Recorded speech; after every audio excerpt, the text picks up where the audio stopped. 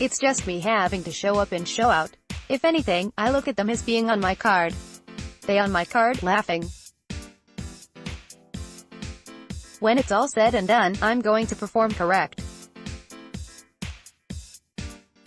I want to have a flawless victory, stated fast-rising super lightweight Gary Antuanne Russell, who talked about his upcoming May 19th return on the undercard of Gary Russell Jr. vs Diaz Jr. Check it out. PC, you recently competed on the Broner-Vargas undercard and scored your 5th win and 5th knockout. How do you feel about the performance? Gar, I seek perfection, so it's really difficult for me to grade myself the way the outside looking in would grade me or anyone else would grade me.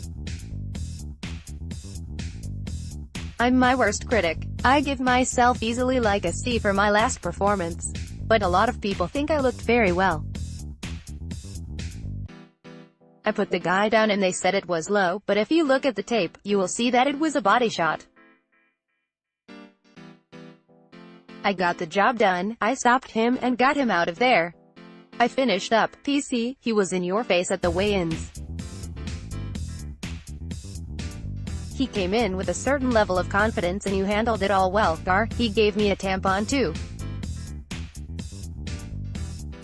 That was an insult. That's one of the old trickery mind games. It's a psychological thing. It didn't get me out of character.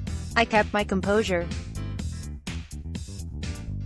We did that years ago. My oldest brother, Gary Jones, he done that to an opponent.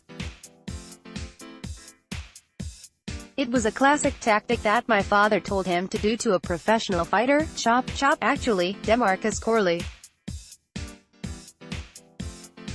I haven't seen it all, but I have seen a lot to the point where I could say that there is nothing new under the sun. PC, was there anything about Andrew Rogers that surprised you?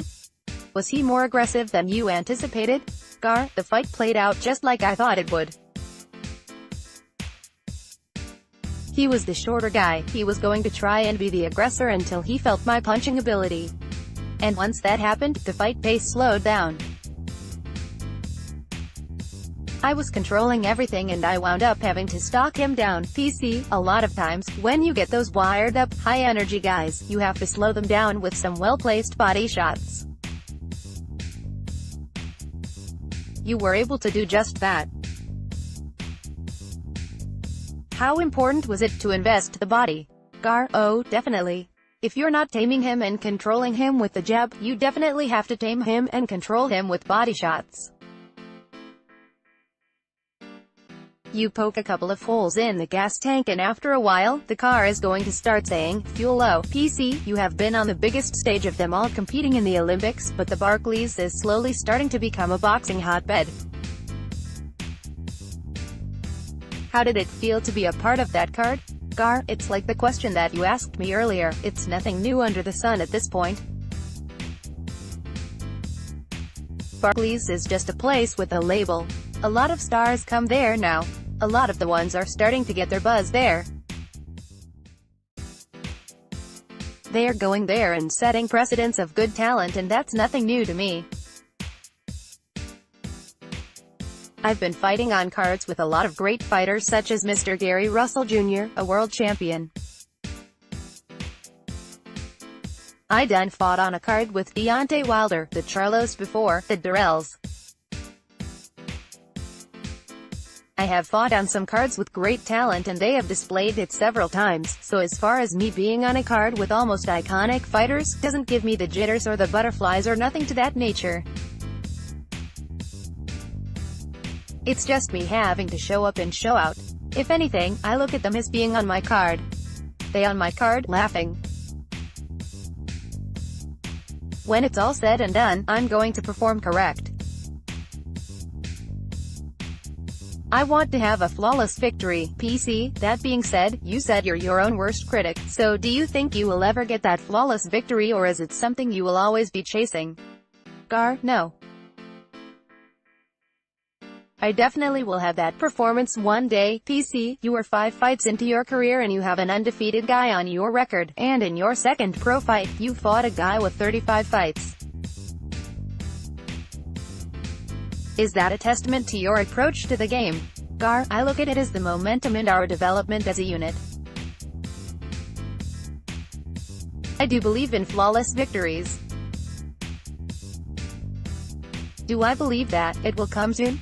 Yes. We work towards perfection so much that it becomes something that is innate. We won't accept less. That's why I say I'm my own worst critic, but it's not just me, my father, and older brothers are all my worst critics. PC, you have the opportunity to see how a world champion works, and he's also your brother. I'm sure that serves as a major motivational tool for you. Gar, it fuels me a lot. It makes me become numb to the fact that there is someone other than my brother that is great that I have to compete against as far as my performance that I'm displaying. PC, you always talk about moving forward.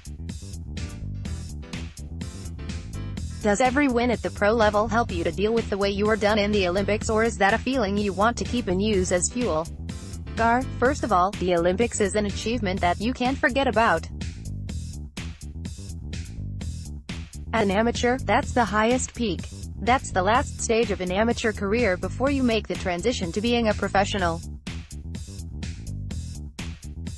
I believe the whole purpose of your amateur career is to perfect your craft to the best of your ability so that you can go to the qualifiers and so you can go to the Olympic Games. Me having the catastrophe that went down in 2016 in Rio, the robbery thing, that is a chip on my shoulder that I won't forget about.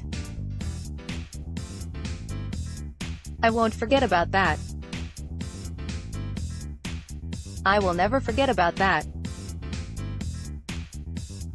And now, making the transition into the professional aspect of my career, every time I perform professionally, I judge myself on the Rio situation.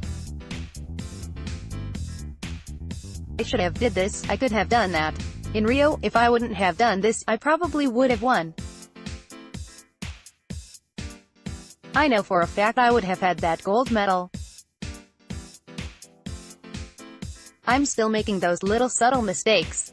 Even though they are subtle, it's still a mistake. I question a lot of things. I don't question my skills, I question the things that are supposed to be questioned. If something is wrong, then there is a question that needs to be answered. We gotta solve that problem.